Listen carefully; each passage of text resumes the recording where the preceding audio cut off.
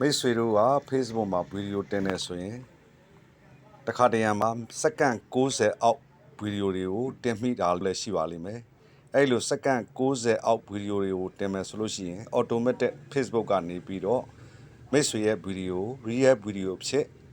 automatic ထုတ်ပေးတဲ့ပုံသဏ္ဍာန်မျိုးဖြစ်အောင်ဘယ်လိုလုပ်ရမလဲဆိုတာမိတ်ဆွေတို့ကိုကျွန်တော်မျှဝေသွားမှာဖြစ်ပါတယ် Facebook application တွေကို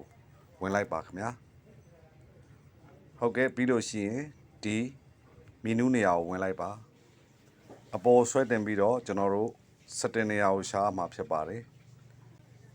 ဒီ setting and privacy ကပဲသွားဒီ border ကပဲသွားလို့ရပါတယ်ကျွန်တော်ဒီ border က setting သွားကြည့်မှာဖြစ်ပါတယ်ဟုတ်ကဲ့ဒီမှာ page setting ကိုဝင်မှာဖြစ်ပါတယ်ခင်ဗျာအပေါ်ဆွဲတင်လိုက်ပါဒီမှာ media and content ဆိုတာရှိပါတယ်အဲ့ထဲကိုဝင်လိုက်ပါခင်ဗျာကျွန်တော်တို့ကဗီဒီယိုတစ်ခါတရံမှာ2မိနစ်3မိနစ်5မိနစ်အမျိုးမျိုးတင်ပြတယ်လို့တစ်ခါတရံမှာတော့10မိနစ်မပြည့်တဲ့ဗီဒီယိုမျိုးလည်းတင်မိတတ်ပါတယ်အဲ့လိုဗီဒီယိုမျိုးတွေကို auto Facebook ကနေပြီးတော့ re video ဖြစ် auto ထုတ်ပေးသွားမှာဖြစ်ပါတယ် publish as a real ဆိုတာဒီအောက်မှာရှိပါတယ်ဒါလေးကို on ပေးထားလိုက်ပါခင်ဗျာဒါဆိုရင်တော့မိတ်ဆွေတင်လိုက်တဲ့စက္ကန့်60ရှိတဲ့ဗီဒီယိုတွေအားလုံးကို automatic re video တွေဖြစ် Facebook ကတင်ပေးသွားမှာဖြစ်ပါတယ်